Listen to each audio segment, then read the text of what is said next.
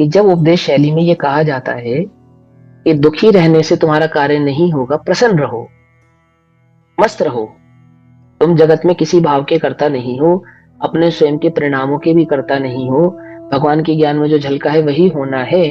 जब ये बात कह के तुम्हें प्रसन्न रहने की बात कही जाती है, तो वह प्रसन्नता कहने का तात्पर्य ये नहीं है कि पांच इंद्रिय विषय कषाय में मस्त रहो, प्रसन्न रहो। वहां ये मतलब होता है कि वस्तु स्वरूप को जानकर प्रसन्न रहो, वस्तु स्वरूप के आश्रित होकर प्रसन्न रहो। इसका मतलब ये नहीं होता खाओ पियो मौज करो।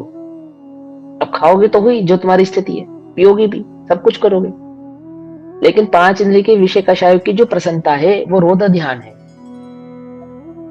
क्या है वो रौद्र ध्यान है। आप बड़ी लंबी गाड़ी में बैठे और खुश हो, प्रसन्न हो, एकदम शांत हो, हम सुखी हैं भैया, हमें किसी से द्वेष नहीं है, धर्म ध्यान नहीं है ये परिग्रहानंदी नाम का रौद्र ध्यान है। बहुत बढ़िया दुकान चल रही है, एकदम बढ़िया दुकान, कोई समस्या ही नहीं आ रही है किसी भी प्रकार की, बढ़िया दुकान चल रही है, हम किसी से द्वेष नहीं करते भैया, हमें किसी से राग नहीं, ना काहू से दोस्ती ना काहू से डर, हम तो अपना बढ़िया दुकान जाते हैं, दो पैसे कमाते हैं ईमानदारी से, दाल रोटी खाते, प्रभु के गुण गाते हैं। वो जो तुम्हें आनंद आ रहा है वो किसका आ रहा है?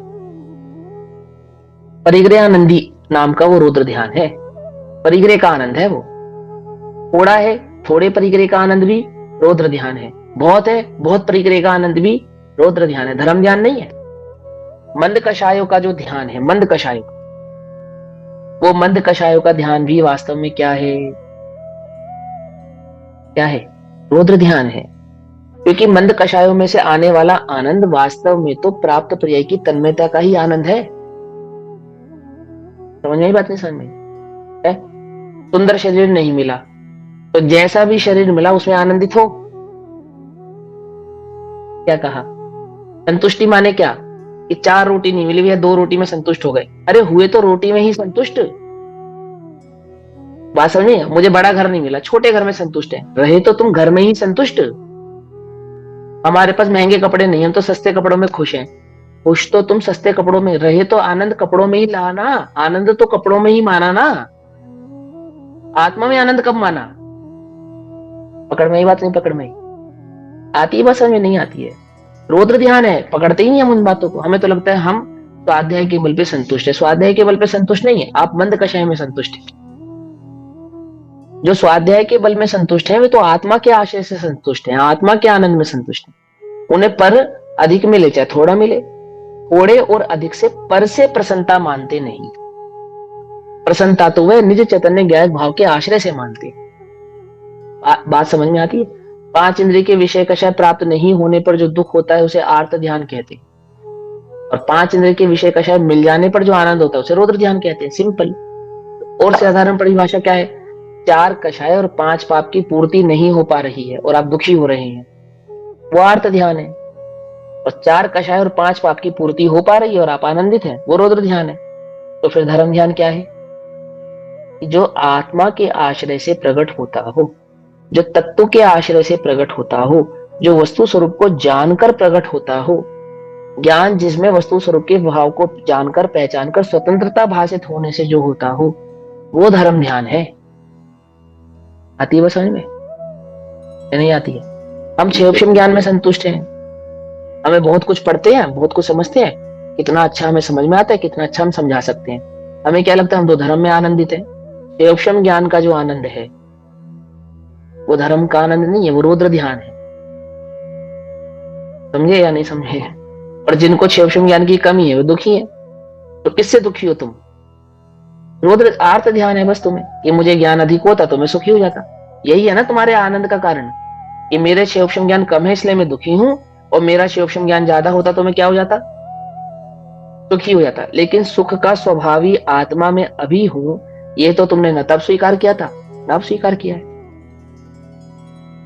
आती है बस समझ में नहीं आती है? आनंद करो, मस्त रहो, ज्यादा चिंता मत करो। क्या है इसका मतलब? वस्तु स्वरूप को पहचान कर निश्चिंत हो। समझे? प्राप्त पर्याय में तन्मय मत रहो, जो प्राप्त है सो पर्याप्त है ना? अच्छा लगता है ना कितना सुनने में? ज्ञान के साथ में आनंद होना। हाँ हाँ हाँ हाँ, बोलो बोलो बोलो। कैसे समझाया जाए? ज्ञान के रौद्र साथ ध्यान है, समझाता हूँ। अच्छा अच्छा। आर्त ध्यान है ना, ये रौद्र ध्यान है। जो प्राप्त है सो पर्याप्त है। ये धर्म ध्यान की पंक्ति नहीं है। ये किसकी पंक्ति है? ये रौद्र ध्यानियों की पंक्ति है। जो प्राप्त है तो पर्याप्त है। लोक की संतुष्टि, लोक में इस प्रकार की संतुष्टि को भला मानते हैं। धर्म मार्ग में तो यह संतुष्टि भी कार्यकारी नहीं है। यदि तुम संतुष्टि कहां पे हो, तुम्हें संतुष्टि कहां पर है? परिग्रह में है, या थोड़े परिग्रह में है ना? हाँ ठीक है, कषाय की मंदता की अपेक्षा से उसको भी भला कहा जाता है, पर मार्ग में तो वह कार्यकारी नहीं। मार्ग में तो वस्तु स्वरूप की समझ कार्यकारी है। ठीक है ना? अब जो अंकल ने बोला ज्ञान का आनंद, तो ज्ञान का स्वभाव ही आनंद है। ज्ञान का एक स्वभाव है निराकुल, निराकुलता। जब ज्ञान पे दृष्टि होगी तो कषायों पे दृष्टि नहीं होगी, पर पे दृष्टि नहीं होगी। पर पे दृष्टि नहीं होगी तो कषायों पे दृष्टि नहीं होने से जो भाव प्रकट होगा वो सहज सुख स्वरूप ही होगा। निराकुल माने कषाय नहीं होना।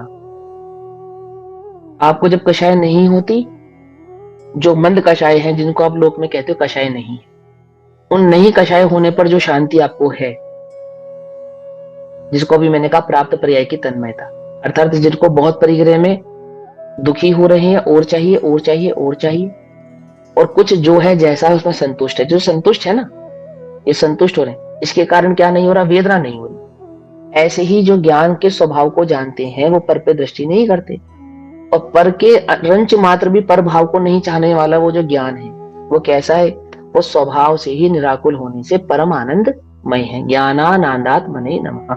इतनी बात समझे, विस्तार भाव आगे कहेंगे।